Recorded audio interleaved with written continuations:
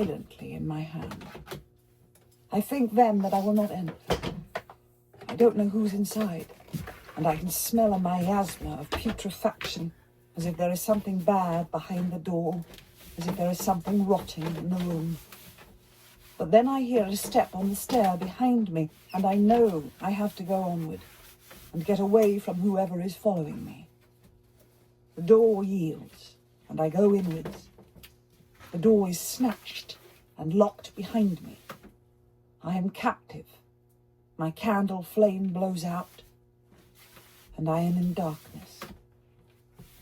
In the complete blackness of the enclosed silence of the room, I hear someone stealthily move. The king's need for allies becomes acute as French attacks on our shipping increase. There's no doubt in anyone's mind that the French will raid our coastal towns and ports, perhaps even invade. The king has reports from his spy network and from our merchants that his lifelong rival and enemy, King Francis of France, is arming his fishermen and merchantmen and building his own warships. It is a race to see who can muster the greatest fleet, and we are lagging behind the French, who boast that they rule the narrow and even the northern seas. At this time of danger, Thomas is never at court. He's at Portsmouth, Plymouth or Dartmouth, Ipswich, Shoreham or Bristol, supervising the building of new ships, the refitting of old ones, the muster and training of crews. Now he has his own ship of the line.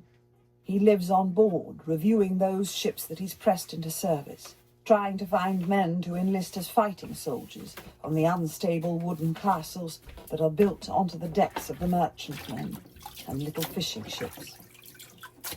As the sun sets earlier and earlier every day, I imagine him wrapped in a thick cloak, standing behind the steersman, scanning the darkening horizon for enemy sails, and I whisper a prayer to keep him safe.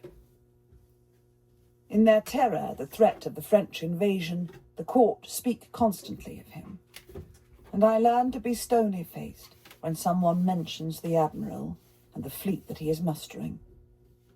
I train myself to listen as if I am concerned for the ships and not for their commander.